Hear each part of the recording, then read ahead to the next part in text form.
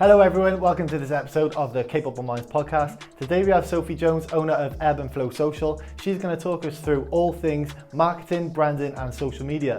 We hope you enjoy this episode. As always, please like, share and subscribe to our channel. And before we get started, ask yourselves one question: what makes you capable? Capable Minds podcast. Okay, Sophie, thank you very much for coming to speak to us today on the Capable Minds podcast. If you can start by giving us a brief description about your business and what you do. Okay, so we're a social media and content agency. So we work with various industries at the moment, and we do everything from full service social through to content only packages, influencer management and growth, and social media training for big corporate companies. That's quite a lot. It's a fair amount of You cover a lot, services, yeah. So I love the name, Ebb and Flow Social. So how did you come up with that, and what's the meaning behind it for your business? Ebb and Flow came like one random afternoon when I was working in a coffee shop in Pontcanna. But Ebb and Flow refers to the movement of water at the shoreline, so the recurrent pattern of the back and floor. So it's like kind of, it's representative for two reasons. First being the business, the industry itself is constantly changing and evolving, and our role as an agency is to support businesses to navigate that. And on a personal perspective, my life has been a pattern of decline and regrowth. So for me, on that side of it, I resonated for that reason. But it's a talking point because nobody ever knows what it means. So I like it for the fact that people always have to ask. So it's a conversation starter. Yeah, I like your meaning behind it. I've only heard it maybe a couple of times before, like on the radio or on TV, but never in a marketing sense. So I like the way that you've pinned that to your life and your business. It's good. So when did you first get into marketing, and what do you think triggered your interest in marketing and getting into sort of this industry? My original plan was actually to be a teacher. So I went to uni to be a teacher. I fell pregnant, had my son, worked as a HLTA, was going to go back to do my PGC, but my partner at the time was then doing his final year. So we took a pause so that he could finish. And in that year, I realised that I didn't want to do it at all. I was always creative, and I was kind of already freelancing on the side in marketing at the time. I'd dabbled in it. I'll be honest, I blagged my first few clients. I had no idea what I was doing. To this day, I look back at some of that content and I think, what? I don't know what you were paying for. You've got to start somewhere though. But I've got the gift of the gab sometimes, so I managed to wrangle a couple of clients, and I self-taught myself and worked my way up in the industry quite quickly. Again, probably just by my ability to sell myself. And then I kind of was always freelancing on the side of full-time roles, which gave me that kind of scope to work across various types of clients, industries, gain that experience. So I think I gained 10 years experience in the space of 3 or 4 years. And then I kind of continued to work through those roles until I ended up in a head of social role. And I wasn't there too long, and I realised in that role it kind of lit a fire in me that kind of to go out on my own and be a purpose-driven brand, which is what I've always wanted. And I think I always knew I was going to go out on my own at some point. I mean, I've been, making up pretend businesses since I was a child, but I didn't think it would be too soon. However, we're almost a year, and it's the best decision I could have made. So how old were you when you got those first 2 clients? Sorry. 20. So that's when you 21. Decided not to go to do the PGC. So I was doing a bit of both, and I remember saying to my mum, I'll come out of this year doing one of them, just whichever one takes off first. And I realised quite quickly, I got good at it pretty quick. I lived and breathed that world. I was just watching everything possible, testing until I could figure out what the algorithms were, how it worked, how to create good content, how to connect with audiences. I spent hours on YouTube. I learned it until I was good, and then managed to kind of grow from there. But that was the point that I realised I wasn't never going to be a teacher. No, it's good that you enhanced your creative side, and then obviously you've made it a business. So how, when you were self-teaching and you were watching all those, you were watching other brands and what they do and how you connect with the algorithm on different platforms, how do you think your knowledge shot up when you got that first job of head and social, or do you think you knew everything before you got that job? I would say if anybody in this industry tells you they know everything, they know nothing. Yeah. Because it's impossible. The industry moves far too quickly. You just have to be reactive and you have to be on top of it.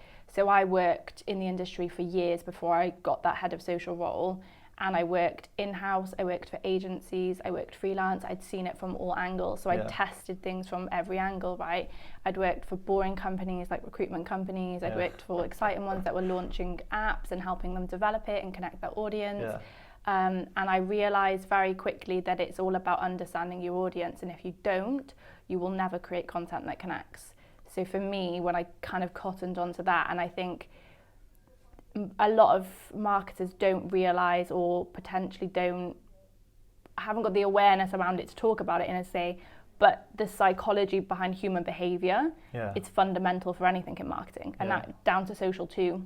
Social's often seen as quite a fluffy form of marketing, and actually all forms of marketing have at some point seen as fluffy because people generally kind of look at sales as the more kind of driving force behind a marketing, like successful business, but they go hand in hand.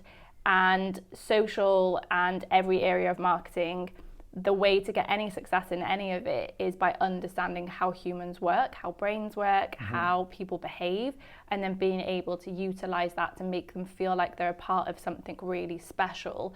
And that's where you get people to connect, because people don't buy product, they don't buy service, they buy feelings. Yeah.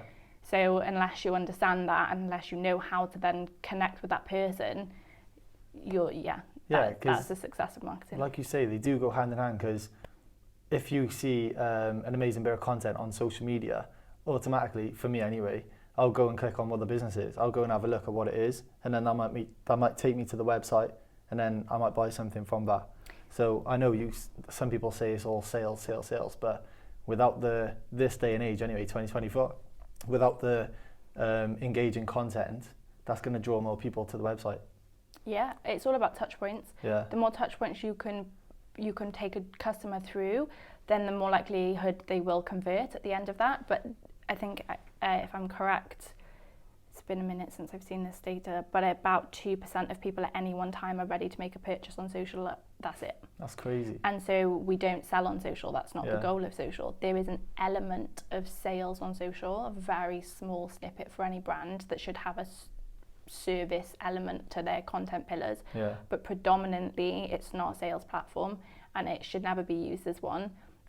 It is brand awareness, and it is building communities and connecting with audiences, and that in itself is what then generates the conversion down the line. But directly hard selling to people, you will miss people completely, because they're not looking for a sale, they're not looking to convert into anything, they don't want a product at the time. But what you do with social especially is you create this community, you create this energy, you create this relationship with people that then when they are ready to purchase your product, your service, your brand is at the forefront of their mind because of the way you've made them feel through your content.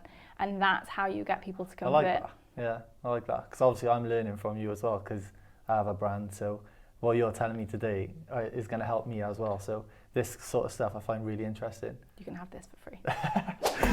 This episode is brought to you by Apparel, an activewear and lifestyle brand, and you can get 15% off your whole order with code CapableMinds15. Check out onviewapparel.com or on socials, onviewofficial. Let's get back to the podcast. Tell me the importance of being adaptable in this industry.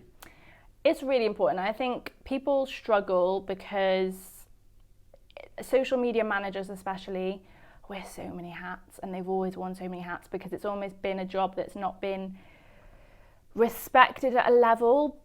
In a way, I think people see it as fluffy, people see it as just chucking content out, but the amount of work and data and strategy behind a successful social campaign is insane. The amount of work behind it is actually insane.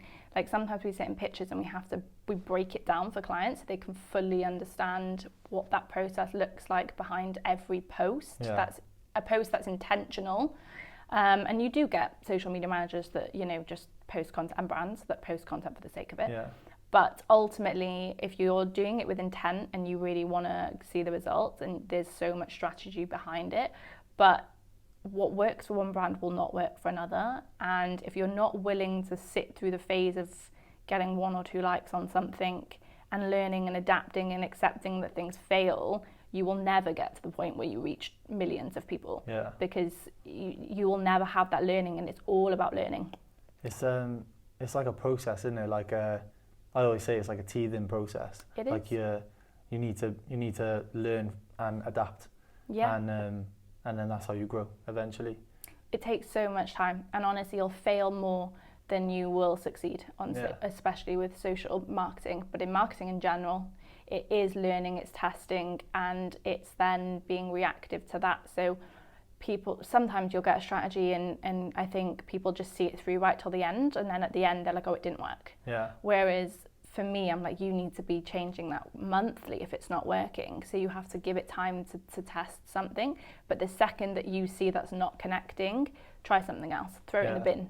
Like, it doesn't matter if it fails, it doesn't matter if it doesn't work, but you've got to keep trying and then just chuck in the bin whatever's not working and do something else. You've got to be willing to like pivot quickly. You do. Haven't you? Yeah, you really do. So that leads me on to the next question, really, of what can brand owners and business owners expect to get in terms of service from someone like yourself? So like I said, we do offer, I think full service social is our bread and butter, and that for us is where we take over everything end to end for a client in terms of social marketing. Talk me through It's a bit of a robust onboarding process, which is a little bit abnormal to how most people do it. But the reason we do that is because I don't believe you can market something that you don't understand. Yeah. And so for us, if we're going into an industry that's not our forte, then I need to understand your industry at such a deep level in order to show up as you. And if I can't, then I can't market you well. Yeah. So that looks like the onboarding process, and then we have a really deep strategy meeting, which can be like 4 or 5 hours long. We have a really long questionnaire that we go through with clients. Often they look at us like we're crazy because there's some wild questions in there, but it allows us to come away and understand what their vision is, what their mission is, how they want to show up in the world, what their tone would be, who their audience profile are going to be, because a lot of brands don't know, they don't understand who their audience really are, and they'll say, oh, it's kind of for everybody, and I'm like, well, it can't be for everybody. That's not how it works. It's not. And you can have pockets of audience, but ultimately you're going to have one audience profile person. And whenever you do anything on social, you need to be talking to one person and one person only. And if you try to talk to everybody, you'll connect with nobody. It's like targeted. It's got to be targeted. It's got to be one person, because that when you ever get a piece of content that makes you feel like you're a part of something special, right? Like it was designed just for you. That's because they've targeted that to you. They've learned the behaviors that you, as a person, that would generally have an interest in that kind of brand, would portray, where you spend your time, how you consume media, all of these different things, and then they'll use all of that data in order to produce a piece of content that makes you feel like that brand is only talking to you. And that makes you buy. That makes you buy into them or purchase their product or service. So it is all data driven, and in order for us to do that, we have to understand it at a level that allows us to do that. And do it justice. So for us, we have that long kind of meeting. We then go away and do our strategy. So we don't do that. We see a lot that kind of strategies are delivered during the pitching process.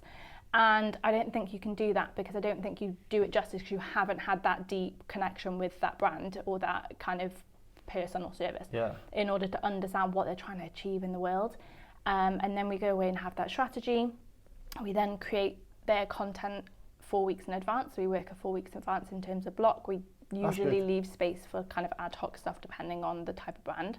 That's definitely tailorable, because some brands don't work in that way, and it doesn't really, they're far more reactive, they have far more going on, so week to week, so we're kind of try to be more reactive for them. But as a rule, in general, we work 4 weeks in advance, and then it takes about a month from the onboarding to the first post. So it's quite a long onboarding process, but it then means that client, although they have a slight time investment initially, gets to just hand off everything. So do you take over all their socials? We take over everything, and the only thing that they have to do is go on and approve their content every month, and then attend their kind of report meeting at the end of the month where we talk them through how the performance has gone, so all the analytics, but also then what we've learned from that and what will then change going forward in order to improve the strategy. So do you tend to like boost the post then, or in terms of paid? Like with the paid ads, you'd obviously... We do paid advertising. We don't do it for any client that we don't work with on an organic basis. Okay. So the reason for that is because I think we're not a paid advertising agency. That's not what we want to do. And I also think that in order for paid advertising to be really successful, because it's a lot more difficult now to target in the way that we used to be able to because of data. GDPR and stuff like that has made it quite difficult in order to target audiences in the same way, especially with kind of like meta ads. Mm-hmm. So when we have that really strong understanding of their organic strategy, we can then put that into their paid strategy. But we don't work with anyone on a paid basis without doing their organic socials, because they go hand in hand. And if you do one without the other, or if you have two agencies doing both and they're on different visions, again, things just don't cross well. So it's ineffective. In my opinion. I understand. Sorry, what were you going to say? No, that's okay, Karen. I was going to move on to the other services, but I was trying to... Oh yeah, go on then. So the other ones we do then, so sometimes you get brands that kind of want content, they know that they need it elevated, but they don't necessarily want you to manage their socials because they have an in-house team that just maybe need upskilling, or they want control. Would that annoy you then? When they don't want it? Not necessarily. If they have like you say, because if you have another team doing like that, then you're doing that. What if you're not synonymous? I mean, that team has to... We develop the strategy that they then follow. Okay. So there's definitely still a control point from our... Because otherwise we're producing content and then we're giving them the bullets to fire, but if they're kind of just firing them in the air and hoping for the best, then, it's pointless to us doing anything. So for sure that can happen. But often brands sometimes just want a kind of bank of really good content that they can then post at their own kind of time with their own team and things like that. So we also do that side of it, but then we also do the training. So that works in a couple of different ways. We do one-to-one with business owners who are smaller or just starting out and need that really strong baseline understanding of social in order to do it well while they're kind of building up the budget to pay someone. Yeah. And then we do it for corporate companies, so HR teams, sales teams, and help them understand how to utilize platforms like LinkedIn for their personal branding, for their professional development, and for sales. That's one thing I never really use LinkedIn, No? I got it, but I don't really use it. I never ever see, I don't know why. It's just never really appealed to me. I've got it, but I just don't use it. It's a really strong platform actually, yeah. And it's changed a lot over the last few years. And whilst it used to be kind of super professional, and even I kind of was really intimidated when I first started posting on LinkedIn. And there is a little bit of that kind of hierarchy on there, I think sometimes, but there's also, you've got access to so many people who, that network on there is insane. Yeah. And the potential there is huge for you. So in that regard, it can be really beneficial, but also there's been it's developed a little bit in a way where there's more personal content on there too. Yeah. In a professional capacity, it's a bit weird. You can post personal as it reflects your professional. So you people will post like what they do on the weekend, but they'll kind of refer it back to how that then benefits their working life. Does that make sense? So there's a little bit of both, and that side of it, that side of it, it's been nice development, I think, for the platform, because then it's kind of brought this younger generation through who are more comfortable posting there, because it's a bit less kind of strict. Yeah. There was a time if you posted something personal on there, people would hammer you for it. So yeah, I find it's a lot of people. I just find it's so much of people bigging themselves up and talking in a way which they don't talk in real life. Yeah. Because obviously I got people on there who I know. Yeah. And the way they write their captions is all scientific. Like we're in uni. They're talking like that on LinkedIn, and I know full well they don't talk like that. Stuff like that annoys me. Yeah. So it takes away authenticity, I think, of day-to-day people who are running businesses, and they try and dress themselves up too much, and that annoys me. I think there's two sides to it, because I think it's a platform for thought leadership. So it's you showcasing your expertise in your field. Yeah. So I think you've got a different audience on there than you would have on Instagram 100%. Or you would have on TikTok. So your content does have to change in order to connect with the audience that you'd have there, because it won't be the same. But I agree that people do often like lose touch with who they really are or their authenticity, and it's absolutely fine to show up as you are, because people aren't going to think any less of you if you're not really super well spoken or speak scientifically. Exactly. One of my previous guests, Alex Mills, he was on The Apprentice before. I don't know if you've heard of him, from Cardiff. He on the podcast with him, he said that even when he goes to these massive corporate meetings in London, he owns a massive insurance company called Dynamo Cover, turnover millions, and whenever he goes to these meetings in London with all the like big wigs of insurance, he literally goes in a tracksuit. He goes in like t-shirt, tracksuit. Everyone else is like suited and booted. He just turns up as he is, and he talks as he talks, like day to day. He don't care. I think there's so much power in that though. I think it's wonderful. Yeah. He said he don't care what they think. Yeah. I mean, why would you? You've built what you've built. Exactly, you don't need to, do you? Doesn't matter what you dress like. No. And I actually recently found myself in a room pitching, which was one of our biggest contracts to pitch for to date, which we don't yet know if we've won. Yeah. But I was in a room with 5 male directors, and have you know the sound on Instagram that's like, I'm just a girl. That's all I could hear in my head before. Initially I was like, that's all I could feel. I was like, I was walking in this room and I was like, everyone was suited and booted, and they were all older guys. It was a big company, and I just thought, oh, they're just gonna hammer me.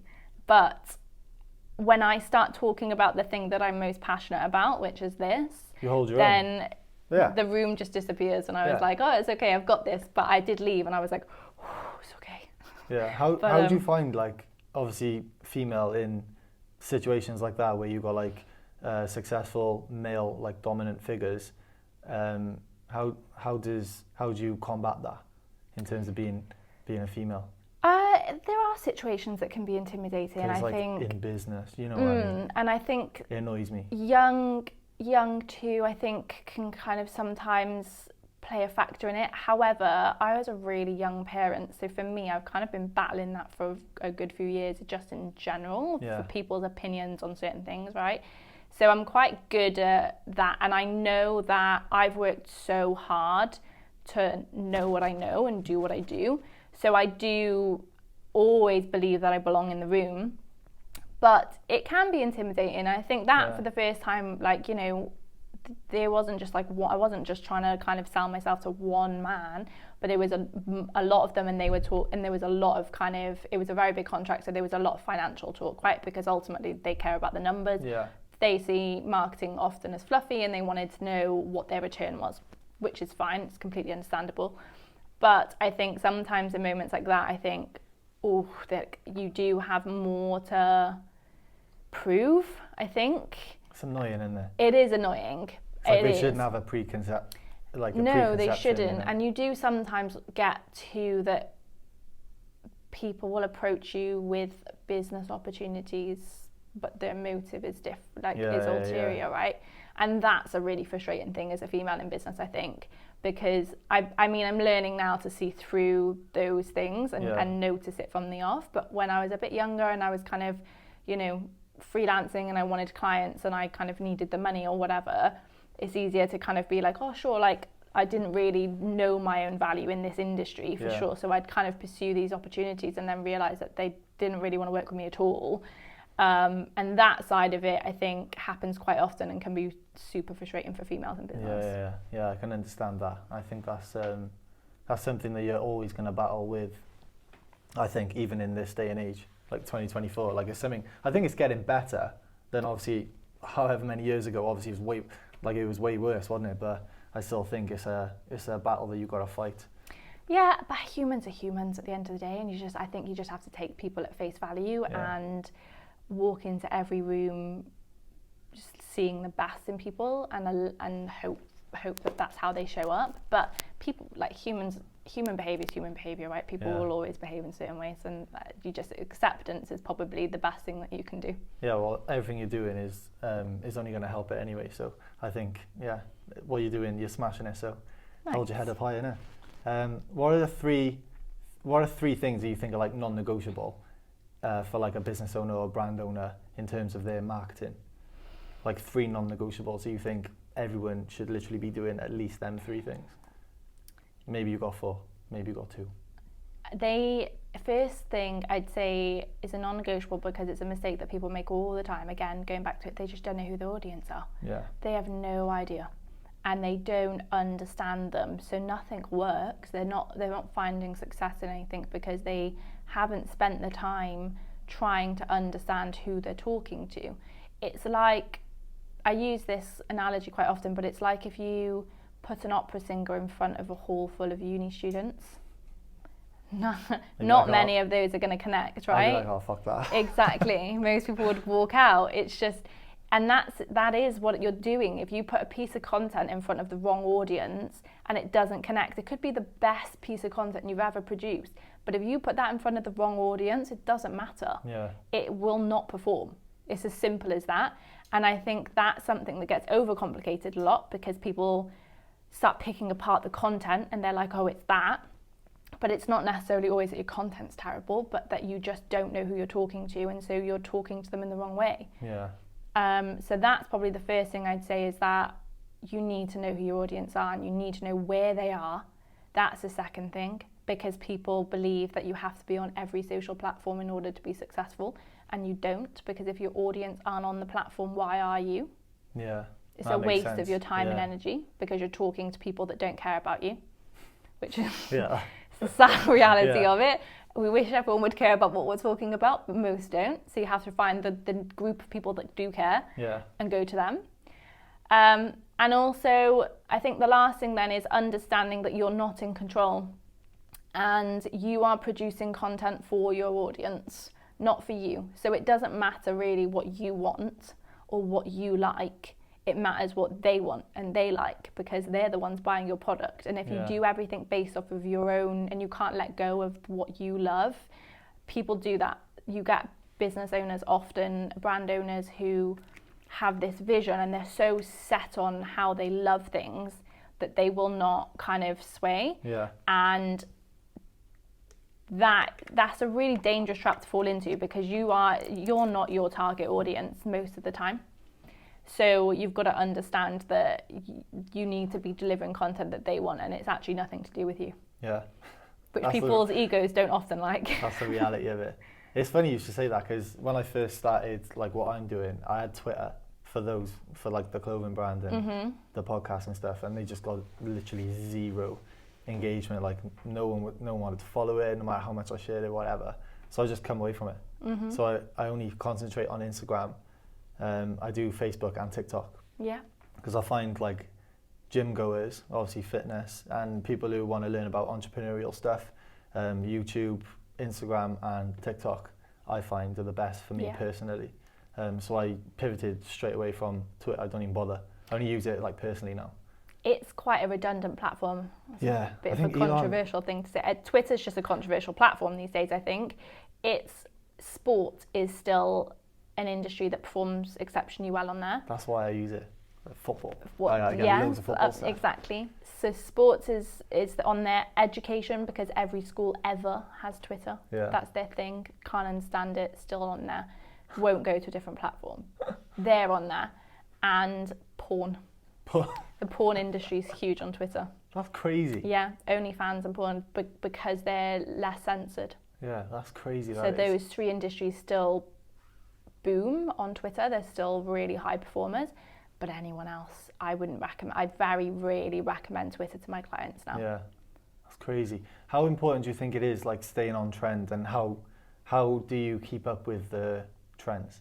Like, okay, so you do not have to jump on every trend, and if that's your marketing strategy, then you've got to change it. It's trends. So you've got social trends, which generally is the things that go a bit viral. And then you've got kind of like trending audios and things like that. Then you've got marketing trends that kind of are predicted for the year. And those will kind of look at like behavior traits that they expect to see across platforms and things like that. So marketers playing into that side of it, those are important. Understanding those and expecting those are important, because that's how you kind of, I suppose, predict the landscape of what that year might look like in terms of social marketing and marketing in general, likely. But in terms of trending audios and trends that happen on social, it's only relevant if it's relevant to your brand. It'll only work if it's relevant to your brand. And if you're jumping on every trend for the sake of it, most of them won't work for you, and it doesn't really matter how viral it's going. But if you're jumping on it and it's, again, your audience, it's not your audience's thing, they're not going to care how viral it is. They just don't want to see it. So it's as simple as that, really. So I think yes, there are moments where you can join in on pop culture, or you can hop on a trend and it will be valuable to the brand. And it's a really good opportunity sometimes to showcase brand personality, and like that tone of voice and things like that, and strengthening that side of it. But it's really important that it aligns with your vision for the brand and your mission, and how you want to show up in the world and the morals of the brand. Because if it doesn't, you're going to do more damage than you are good.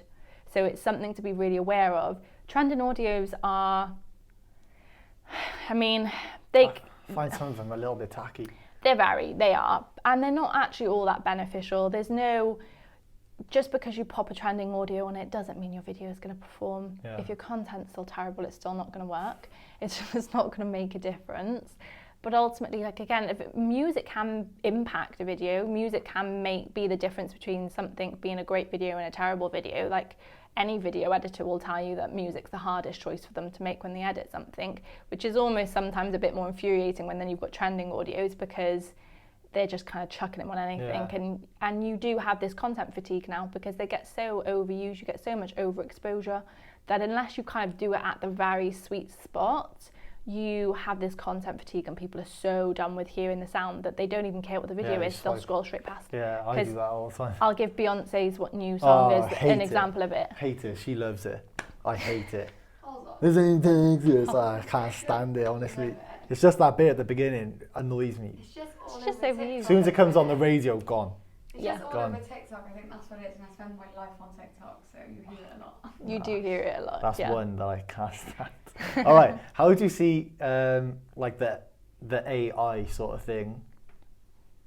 People using AI in terms of doing marketing stuff or asking questions for marketing. How do you see that affecting the role you play in this industry? Or do you think it's not going to take over? Or how do you see that playing out? I see it as something that can be hugely beneficial to marketers if it's used in the right way.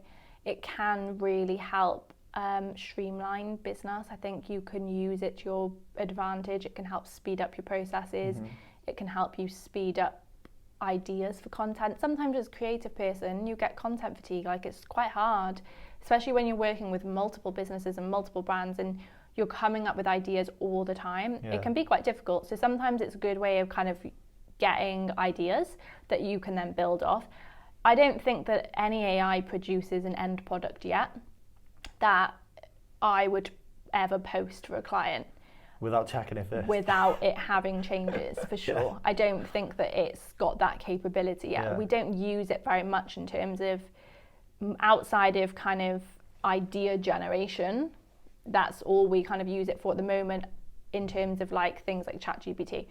In terms of like Photoshop, where they've adopted it, and you've got like generative fill and things like that allow you to just edit a lot faster. Those things are super beneficial, and they're really helpful. And I don't think they take away from an editor's skill set at all. I think they just speed up processes. So I think it can be super beneficial. I do think that, I mean, you can read a mile off if someone's written a caption ChatGPT, like, and they haven't touched it with anything. Some of them are awful. Because it is down to the skills of prompts, like how well you can prompt it will depend on how well it can output for you. If you're not good at writing prompts and you don't have a good enough understanding of your industry or what you're trying to produce, and you don't have that expertise, you're still going to get bang average at the end of it anyway. If you're very good and you're very knowledgeable and you train it well, it can produce good stuff. So it really depends on how you use it. And what would you say if I was looking for a marketer, but I said, oh, right, I'm going to use this instead? I would say good luck. I agree with you. I think, look, I said before, marketing's a lot around human behavior. And whilst humans are still very much on the receiving end of it, you need to have human input on the other end of it too. It's really important. And unless you understand human behaviour, how the mind works, like how people interact with media, like all these different things, how it impacts them, emotions, things like that, things that AI can't really understand yet. I do see it developing a lot in the future. I mean, the last few years have been a substantial growth for AI. So, but it will be interesting to see, but I don't think that I'll ever be out of a job. I agree with you because I'm a personal trainer as well, as you know.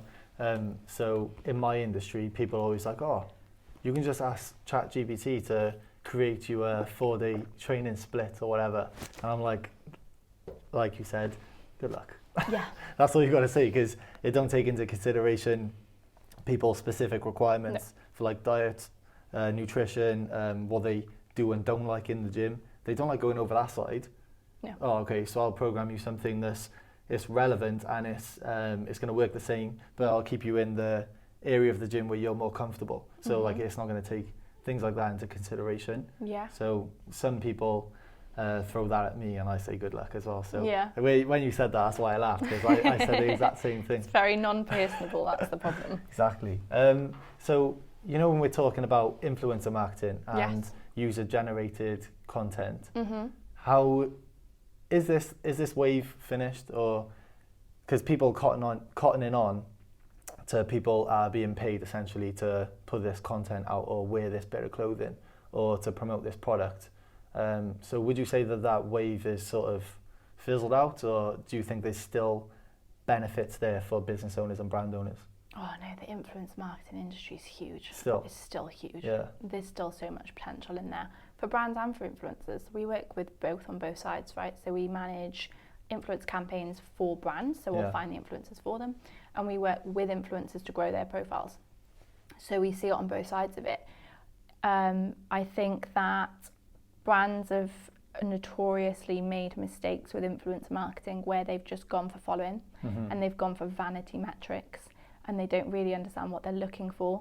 So that's where it will fail, because I'll use Ekin-Su's Opoly campaign as an example, because when she came out of Love Island, she signed the biggest Opoly contract ever. I haven't seen it. I think it was up of 8 mil or something like that. I might have to Google it to check the number. It was the biggest one ever to come out of Love Island. Okay.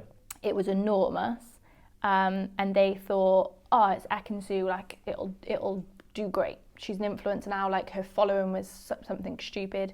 But what they didn't do any research into is who her audience are, and they predominantly weren't UK based and they weren't even American based. Yeah. And they were mostly men, so they weren't going to be buying dresses from Opoly. So the people following her audience on her social, Okay. They hadn't done the research there. They just assumed the audience would be the right audience because she'd been on Love Island. But actually what she ended up bringing in was an audience mostly men who were outside of the UK and outside of USA, which are probably the two countries that would have performed, I suppose, in that sense. I'm not actually sure if Opoly ships to USA, but they weren't UK based anyway, and that's who they would have wanted to be, and so the whole thing flopped. It wasn't generating sales. Her face on the brand wasn't helping, and they ended up cancelling it. What? Because it just wasn't working, and that's a really big example of how it can be done really poorly. Yeah. If it's not, if the research isn't there, and it is all data, and you do need to understand someone's audience, and it's not that you're telling them they've got a bad audience, but I come back to audience all the time, because if it's not the right one, it's going to be a waste of money for you. So it doesn't matter who's wearing it. If they're famous and they're wearing it, but your audience isn't who their audience is, then it's not going to generate you sales. Yeah. So in that regard, you have to be specific about who you choose, and it can be so powerful. It can be really powerful, and user-generated content the same. If there's two elements of that. There's user-generated content that's paid for. There's user-generated content that's organic. So people who generally just produce content because they love a brand, they'll tag a brand or they don't. But that's the kind of content. You get a lot of influencers do user-generated content because they want to eventually work with a brand. So they'll start kind of plugging that brand long-term, right? So they'll use their products often to eventually get a deal. So that user-generated content is great for brands because they can just use that, and obviously it generates reach, etc. However, then you've got the paid for user-generated content where you've got user-generated creators who don't have big profiles, they're not influencers, but they're really great at producing content. So they get a brief from a brand and they produce a piece of content, the brand gets to use that content for their feed like they would if they just hired a model to do a shoot, for example. Yeah. But it's a far more cost-effective way of doing it, so you can get a lot more content that's creative for a lot less money. So that side of it's really good for brands. So I was going to say, it's like influencer marketing can be so expensive. Can be, yeah. There's a lot. Sometimes I wonder if I'm in the wrong industry. And what was the other thing? Oh, how do you maintain control of what they put out, essentially? Because, like, you know, if I'm paying someone from, let's just say Love Island, for example, because that's probably the biggest one. If I'm paying someone from there to wear something that I've created and create a video, and then they put it up, and I'm like, oh my god, that's not what I wanted. Like, how do you combat that? There's processes there, yeah. So you'd have someone like us managing that for the brand, and then for the influencers, you'd manage it on both parts.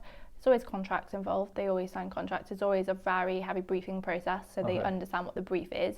There's usually a call or two involved where we go over the brief and things like that.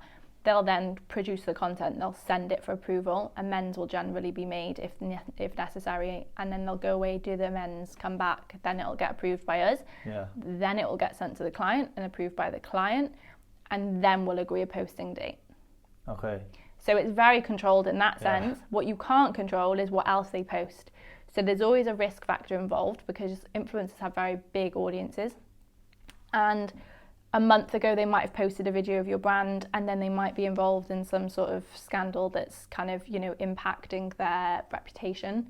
And consequently, that will impact the reputation of the brands that they've worked with because they're associated with them. So that's why you have to be very careful of who you choose and make sure that they always align with the values of the brand. They're always kind of, you know, they align with your vision for the brand, and they're the right people. It matters if they're the right people. You can't just, if you go and do it at volume, you're going to end up with problems down the line for that reason, because they're just not the right people. If you do it value-based, then you're always going to get people who, you know, align, and they're not likely to go and cause drama down the line, which comes back on the brand. Makes sense. What are we talking in terms of figures for influencer marketing first, on average, and then for user-generated content? So if I was to say to you, can you find me a good influencer to market for the brand? Mm-hmm. What are we talking in terms of a rough sort of guide, price-wise? And then can you give me the same for user-generated content? It would depend what level of influencer you're looking at. So you've got nano-influencers, micro-influencers, and then you go up to like macro-influencers, which are your really big, like a couple of millions. Yeah. Your audience is with a couple of million usually. And those ones, up that end, God, you can, like 1 mil plus. Is this per post? You can be looking at like 10k plus per post. That's crazy. If not more. Yeah. And I can't remember what brand it was for, but I worked for an agency before, and we worked with an influencer, and I think the highest we paid for a video was like 12 grand. However, that video then generated the most downloads for an app that client had ever seen. So, I mean... And they got the money back, essentially, didn't they? It can work in that sense. But what I generally recommend is... But then usually you'll have a brand that can only afford that one time. They can't do that multiple times. So I'd go lower end of the scale, where you get usually a higher engagement rate because their audience is a bit smaller, they're a bit more personable, they're still small enough that they connect with their audience really well. They haven't kind of forgotten their roots. Yeah. So their audience still believes everything that they sell them. The bigger you get, the less likely your audience is to believe what you're selling, because you're usually doing quite a lot of deals and things like that, right? So that comes into play. But from that, I think from anyone under 10k, you could be paying between like £200 and £600 a video. Okay. So it's pretty affordable. Anyone kind of between 10 and 100, you'd be talking a couple of grand. And then for like 100 up to a mil, you're scaling up through the thousands then. So would they be putting up a post on their grid, or would it be a story? Or is there differences to that? Yeah, it can be. So usually it'll be a post it'll be a video or a grid post. Yeah. Sometimes they include a story post for free, depends how generous they are. Sometimes they're drama. How generous like, they are. Paying them like such 10 grand. divas, and they won't, honestly, some influencers are divas and they will not give you anything outside of the scope of that. So any names? No, because I need to work with them in the future. But yeah, sometimes it can be quite difficult and it can take a lot of back and forth to get a deal done. But I've lost my trail of thought. What was I trying to say? So they might give you a story for free. Oh, yes. As well as the grid. They'll post to their own grid. What you don't always get is the rights for you to use that content for your own page. What? So, yeah, they own the rights to that content. So they post it to their grid, and sometimes you have to pay extra to have the rights to the content. I know. Wow. And then, so you can then cross-post that to your own grid. And that can cost a couple of grand in itself on top of that for would that be then copyrights. Where both, like, it would be like Condition of James and Sophie Jones or at the top. So like, what's it called? The collaboration tool, yeah. Would that be that, what you're talking about? Or do you mean them sending us the video and then we post it individually? Yeah. Oh, that's for you crazy. To be able to use it down the line for what you want to use it for, yeah. So do you have to pay for the collaboration? So if someone went on the brand, for example, it would say the brand and then the influencer. Usually would that not. Be more? Usually now, that's most of them are quite happy for that to be the case, for you to have it on yours in that sense, because the cross kind of like exposure works, and they have that kind of collaboration tool. So they in turn get the kind of benefits of that from Instagram's point of view, for example, because they're seen to be collaborating more. So they get the kind of benefits that come from playing ball with the Instagram algorithm. And so it's beneficial. I see. And obviously, if they're seen to be working with one brand, another brand might be like, oh, they do work with clothing brands, I'll get them to do my clothing brand. Yeah, it can work. Like that. Yeah, it can be really good like that. User-generated content then can be really affordable. It can be between, like, depending on the brief. So it's not because their profiles generally they're not influencers, so they generally don't have audiences themselves. So it wouldn't go out on their page ever. They're just producing a video for you to post. And that can, works up from a couple of £100 up to a couple of grand, depending on what you want from them, I guess. The more complicated the brief, obviously, the more money, because it's skill. In that respect, it's similar to asking a videographer to produce a piece of content and edit it. It's time and money. So similar concept for a UGC creator. Yeah, makes sense. Depending on their skill set. So for industries that might not be big within the world of social media, and like you don't tend to see it being marketed, like farming, religion, those sort of industries, how can they be cool in terms of like social media? Like how would you, one of my clients, he's head of communications for like a church in North Wales.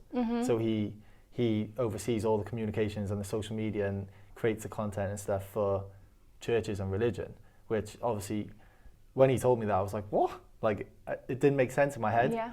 So how do industries like that, or maybe farming, like something along those lines, how do they become cool in the eyes of us guys who consume social media content, but they maintain their values in terms of, obviously they want to keep the name of the religion and the church and the farm and everything in a professional manner.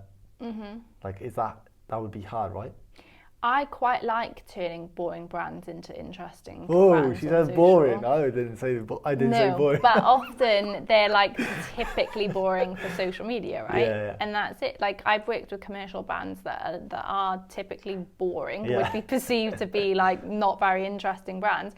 They themselves know that, but making them kind of exciting on socials, it is a challenge, I'll be honest, but it's quite fun to do. So there's two ways to look at it. I mean, sometimes brands like that, they use social's a shop window. It's the same as a website. It needs to look great.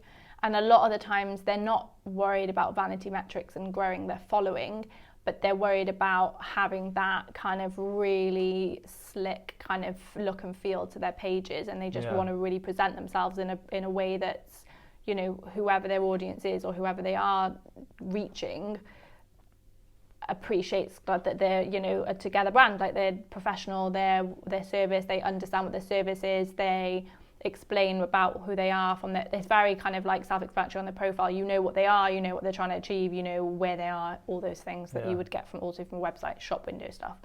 So in that side of it, that would be a very simple thing because you're just tidying something up and making it look great. On the other side of it, if they wanted to grow a real presence on social, then they would have to be prepared to be quite out there in terms of the content that they produce.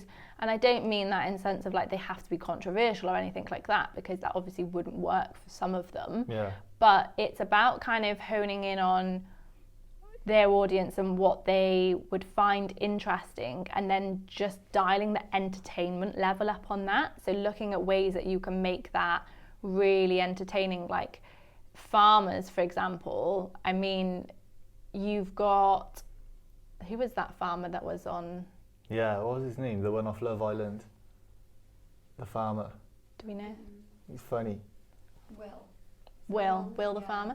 So if you looked at his content prior, like he was very active on social, and you had a massive injection of his personality into the brands, and that obviously performed really, really well. And you're showcasing kind of behind the scenes of farm life, but in an entertaining way. Yeah. And that side of it is how you really kind of get an audience involved. And it's usually because you've got to have an element of like comedy or entertainment in there to hook people, because otherwise it's literally just someone driving around on a tractor and they don't care. Yeah, 100%. But there's definitely, you can do it, but you do have to be prepared. It's usually a bit more work, so they have to be prepared to do that. Yeah, because my client Matt, the one who runs the comms for the church, he says he's tried, basically all the people who attend his churches up in North Wales, they're all older people, as you can imagine, and he's trying to get younger people interested in going to church.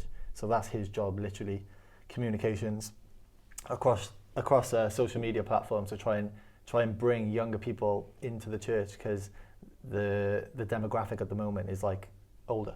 Yeah, so I mean, there's two. You could use the older people in content to drive the entertainment factor, because they're like older people, when they produce content, is like the comedy factor's there, right? So you can tie them into it, bring them into it, start kind of building that atmosphere around the church that, you know, everyone's kind of up for a laugh and a joke, and everyone's super friendly and all these kind of things. So there's that side of it that I would say, see who you can get involved in some videos and kind of drive it that way. And on the other side of it, I would say, again, you're talking about the things like inspiring younger people. So talking about, everyone's kind of really interested in like well-being and like the mind and like energy and all these things now, right? It's conversation that happens a lot. It's booming. Yeah, so there's a lot of ways that you can tie that, because it's for a lot of people that believe in that, they're either spiritual or they're religious or they're both. So it's kind of a lot more open now. So you can connect the people in that respect by talking about those kind of content pillars, like those kind of topics.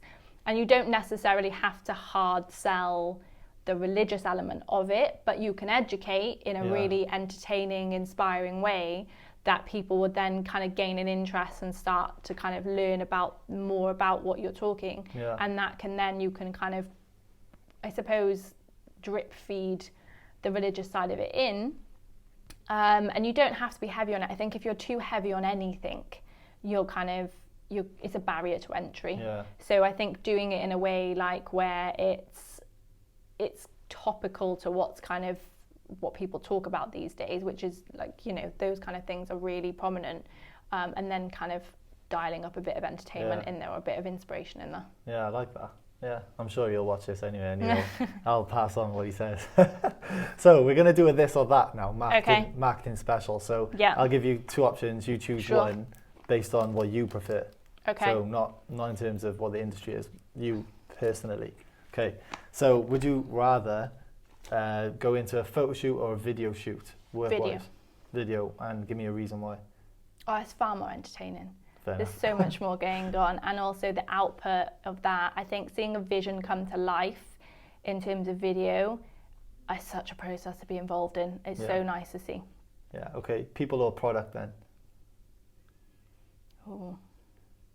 Do you know what? People, because as much as I'm a slight introvert sometimes, so sometimes I avoid people, they're far more entertaining. They've got journeys and and stories to tell, and I love getting to know people on that level. I guess you can learn from people's experience, can't you, as well? Oh yeah, the more people you know in business, the better. So when I can tap into like my clients' knowledge, I'm like, just give it to me. Studio or outdoor location? Studio. Really? Interesting. Why?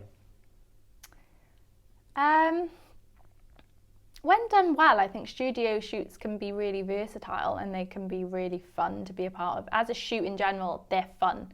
They're really fun to be a part of. Outdoor shoots are great, but they also usually come with a lot of lugging around and lots of long walking and cold weather conditions, and I'm not really a fan of it. I see. That's fair enough, to be fair, because if it's raining, no chance. Yeah. All right, Insta or TikTok? Instagram. Why? I grew up on Instagram, really. I mean, I didn't. I come through, obviously, all the social platforms, but as a platform, it was the first one that I got really good at in terms of marketing. It was the first one that I grew like big communities for clients on.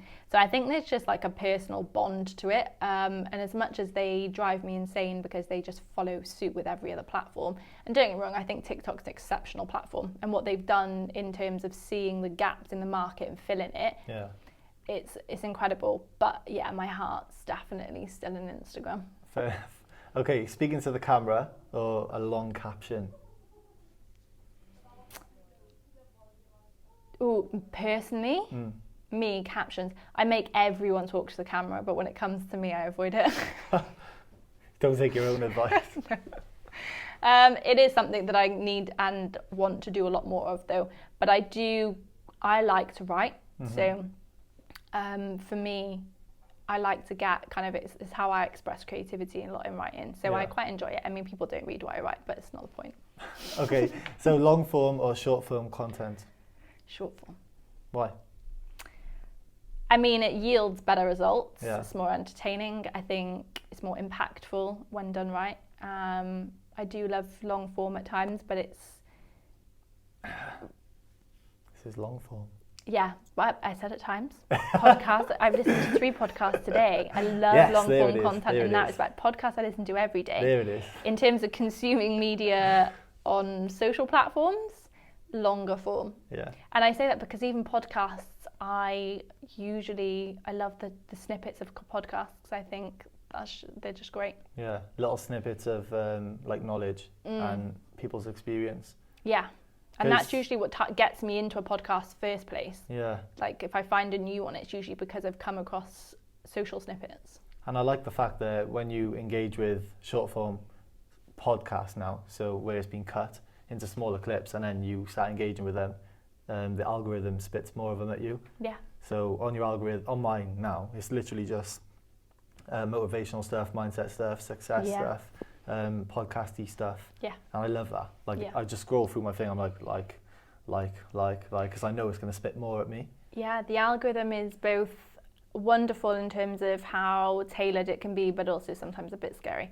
TikTok's one's just so accurate that it's so scary. Yeah. Like it's the most accurate algorithm to date. Yeah, it is. Because literally, if I don't watch one type of video on one day, I don't see it then. Yeah, so Instagram works off 4 different algorithms because it's got 4 types of content within it. So they all run differently and they all rank content differently. So how you kind of train each algorithm in there is a bit different to how you would do it on TikTok. Instagram doesn't run the data whilst you're in there. So when you end a session by coming off it, it will then calculate all your user generated like behavior data, for then it'll tailor your next session. So when you go back in, it will use that to base content, like to give you content for your next session. TikTok does it live. So when you are scrolling and you spend a couple of seconds on a video, you've watched it, and then you see kind of, you know, when you see part 1, and then you scroll 2 videos and there's part 2, it's because it does it live. So they use your data whilst you're in the app to develop, to kind of then you like to deliver you your experience in the app at the time. Interesting. That's why it feels a little bit more like you're getting followed around. Yeah. Because on TikTok, it annoys me when it's like 12, 15 parts of something. And then you got to go and try and find the next one. And like I look in the comments, it's not there. I'm like, where is it? Go on there. TikTok's quite good. If you go on the profile, it'll send you straight down to the last watch. One, yeah. I have watched full movies in parts on TikTok before, mind. A movie? I have. I've been in that rabbit hole. That's mental. Yeah, do you literally watch documentaries? No, It's still not hours. Parts. A movie could be like 3 hours, 2.5 hours. Yeah, we still do it. Yeah, little documentaries. Yeah, I do find that interesting, to be fair. The annoying thing is, sleep listening to him like something like a documentary about what was it? The pyramids other or day? something. Yeah, I find it probably And interesting. I'm like trying to fall asleep. All right, this brings me on to the defining moments segment of the podcast. Defining moments. So, can you give me the first picture? You don't have to give it to me physically, but Just need can to you remember what it is. need to remember? Can you tell me what the first picture is and why it's a defining moment for your journey and how it got you to here today? The first photo is me on my graduation day with Noah. So Noah was 9 months old at my graduation. So I went back to uni when he was a couple of weeks old. Yeah. Did my final year with him. Used to take him to uni. My lecturer used to hold him for me while I used to work because he was a newborn. So like the youngest student there.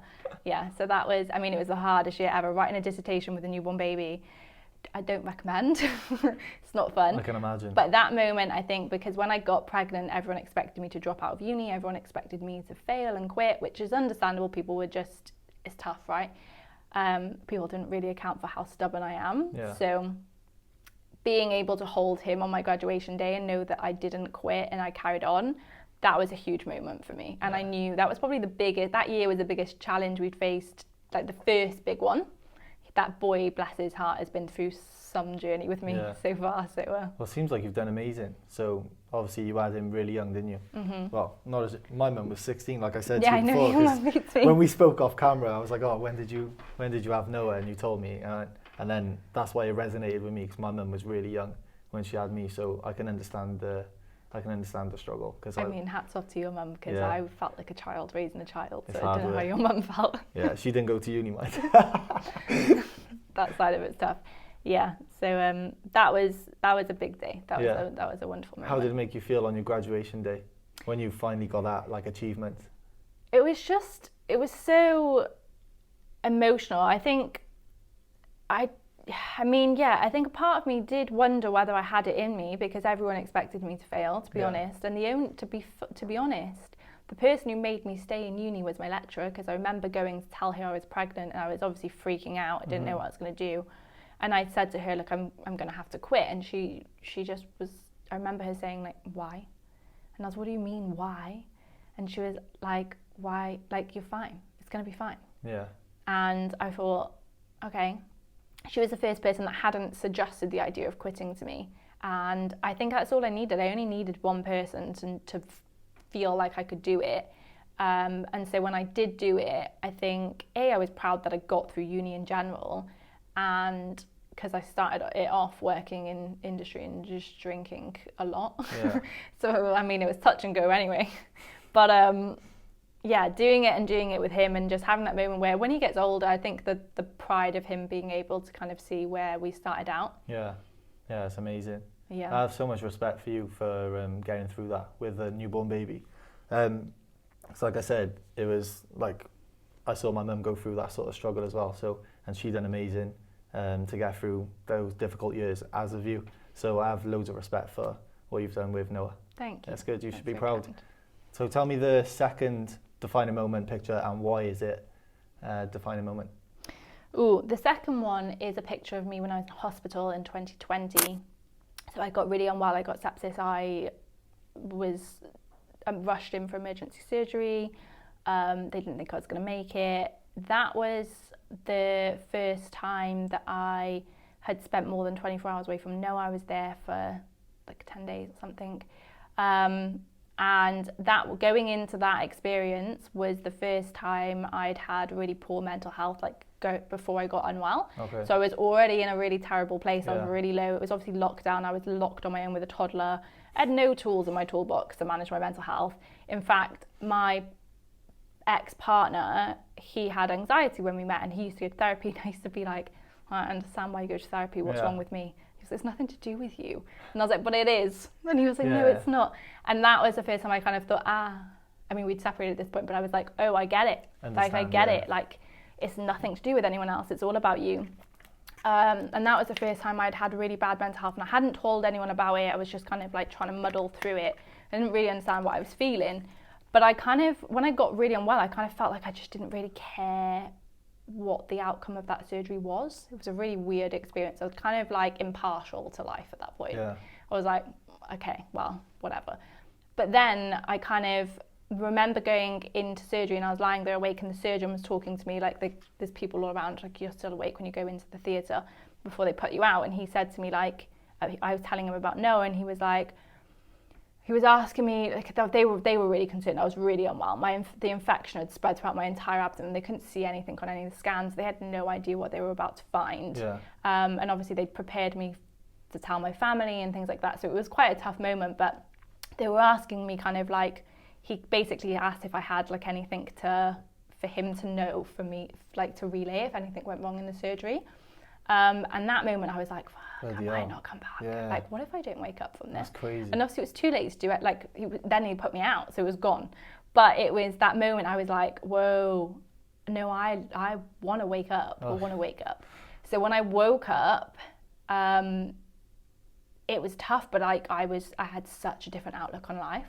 Like, I was such a defining moment in the respect that was the catalyst. That moment of like that lowness was the catalyst, because life had been taken out of my hands. It wasn't my control anymore. I wasn't in control of whether I lived or didn't.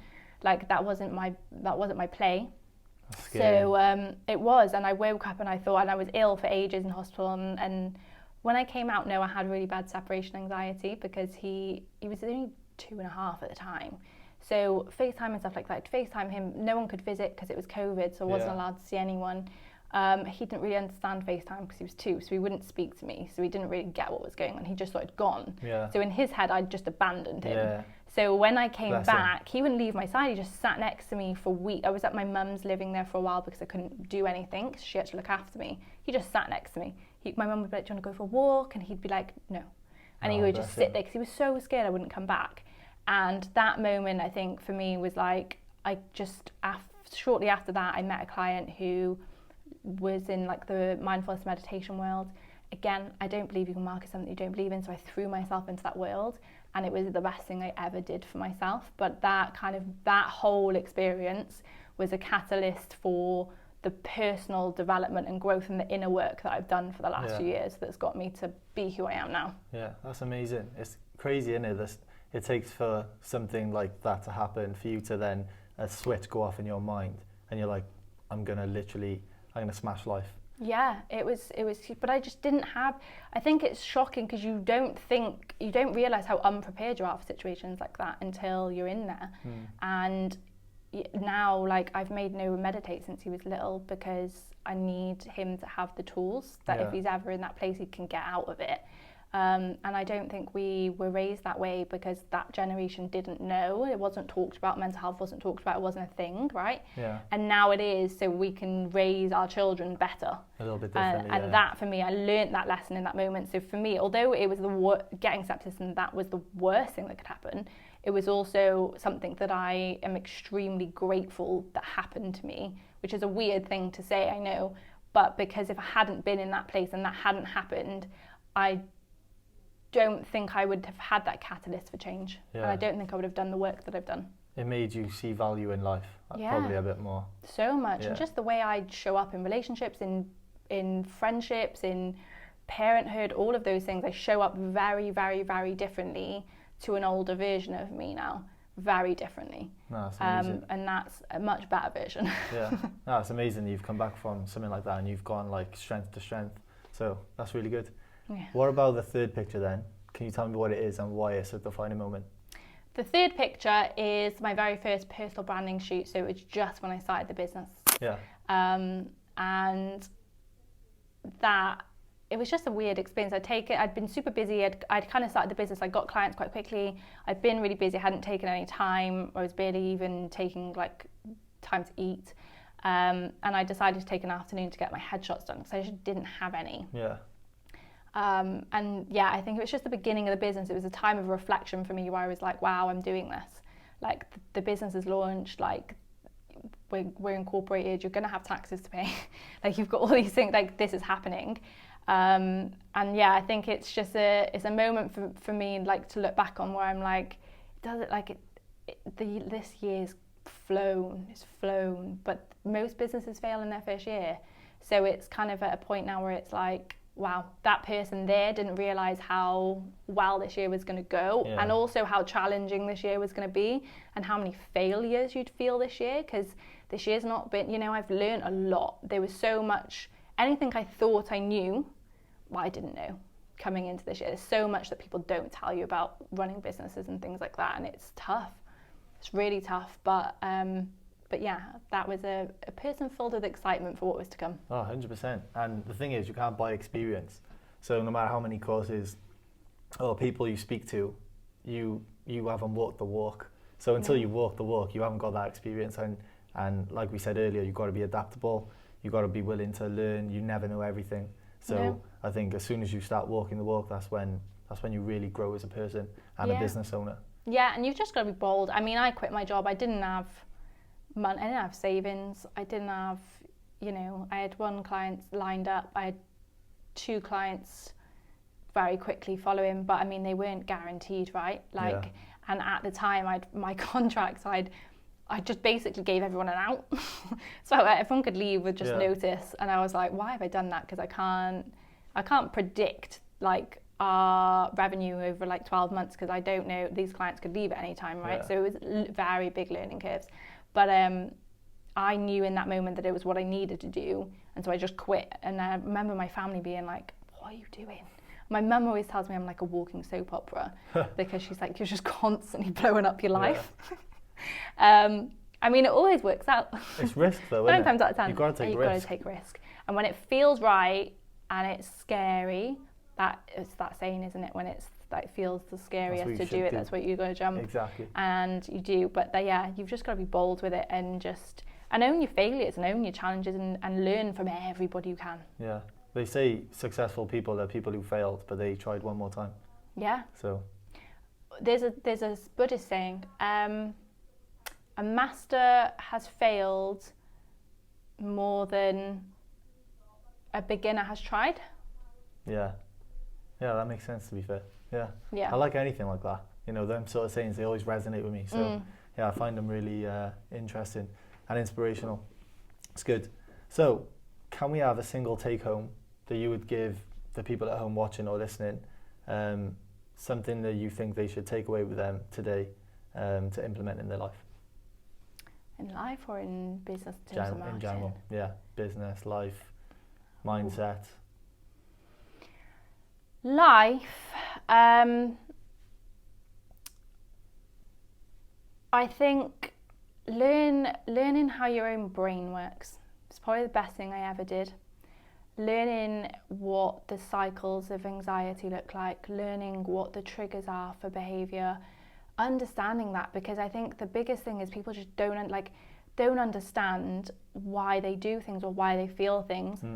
And then they become super reactive in that, and that's what I spent most of my life doing. It's just being reactive based off of feelings I had, and having very little control on how I felt and my emotions and things like that. And that was what I really struggled with. And I'm a Pisces, so like I was very kind of impulsive, emotional anyway. So I'm still curbing that. Yeah. But when you understand the way your brain works, you can adapt the way that you show up in the world far easier, and you can understand it. When you understand, it's like anything. When you understand how something works, you can utilize it. Yeah. But if you don't know, then you can't. So you're just going to continue in the same cycles, the same mistakes, and you're not going to optimize yourself. Yeah. But when you understand, like, it's the biggest organ, like, it's probably the most overlooked organ in your body as well, but it's the computer. Yeah. It functions everything. How you do everything or how you perform is all ran by that. So the more you can know about it, the better you'll perform in everything. And what do you think are the best steps for them to learn about how their mind works? Books, podcasts. I mean, start with the chimp paradox. Don't feed the monkey mind. Yeah. All of these things, you need to understand what what the chimp paradox, the monkey mind talk about fight or flight mode. And that's probably the biggest lesson I'd say to learn first, is learn what fight or flight mode is and learn how to rewire that cycle. Yeah. Because the more you affirm to your brain that it's right when it puts you into fight or flight mode, the more that cycle will happen, the stronger it'll become. I see. Okay. So understand that first and foremost. I think chimp paradox is a really good entry point for people, where you'll understand a lot about anxiety cycles and fight or flight mode and how that affects your life. Yeah, I want to read that. I've heard about that book a couple of times actually on different podcasts. So that's going to be something that I take a look at. I might actually put it in the bio of the description of the video, just so really people can go and have a look. Are there any guests that you think would be good to have as a guest on this podcast? Realistic ones, that is. And why? Maybe one or two who you can think of. Oh, now I'm on the spot. Why has everybody left my brain? Everybody. Everybody's left my brain. You can let me know after if you want. Oh, yeah, can I? Yeah. I don't Drop me a message after. Yeah, okay. Have a little think. Okay, so future plans, what can we expect from you and Ebb and Flow Social? Oh, so I think long-term goal, we will eventually specialise in the wellbeing world. That's the goal. We want to work in that field. We want to work with as many brands that want to do good in the world. We're a purpose-driven brand, and for me, it's about brands that align with my values and I love that. My passions. And for me, like I just said, I spent so much time living and breathing that world now. I love that so much. Good. So anything to do with it for me, I know I can market that exceptionally well because I believe in it so heavily. Mm-hmm. So I think that will be our kind of end goal. Obviously, we're still growing, so we're going to work with various industries, but right now our focus is working with brands that align with us, whose values align with us, and we won't work with anyone who's don't. And we've done that since day dot. We have turned down clients who just weren't right for us, and it's a risky thing to do because obviously early businesses need money. Yeah. But I was so set on it from day one. I was like, there's no one coming into this that's not aligned with what we're trying to achieve. And if you're not good for the world and you're not good for people, we won't work with you. It's as simple as that, because I won't market that. So this kind of next 6 months, 12 months for us is growing the team, growing a really specialist team. I don't want a bunch of social media managers wearing loads of hats. Yeah. I don't want it. I don't think that that's the way to build an effective team anymore. So we'll be doing it differently. And I think you're gonna see a lot more of us now. We've done our kind of foundation laying. Yeah. And it's time for us to grow now. Yeah, good. How many people would you have working for you in like the sort of next 12 months, do you hope? How big do you want to grow the team, I mean, I want to grow it really big, but I want to make sure it's right. Okay. I recently learned that, who you have in the team really matters, and one person in the team that's not good can bring a lot down. So it's really important that the people you choose are right. So I'm not in a rush to just bring people in for the sake of it, but I definitely want to work more on the business, and all the best advice I've ever had in business is that A, make yourself redundant as soon as possible in terms of the business can run without you. Yeah. And B, that you want to be up in the helicopter. That's what my mentor always says. But he sits in the helicopter where you look down at the business, so you can work on strategy, you can work on the business, and you're not in the day-to-day anymore. So there is big plans for growth, and I think I've got a couple of people that I'm working with to bring in, and they're gonna be the catalyst for a big growth for us. Amazing. Well, I look forward to seeing it. And I wish you and Ebb and Flow Social all the very best in the near future and the long-term future. Thank you. Thank you, Soph, for coming on. to our episode and giving us your insight in the marketing and branding world. Loved having you on. I learned a lot. I hope they learned a lot. And yeah, I'm sure we'll see more of you in the very near future. As always, guys, thank you for watching.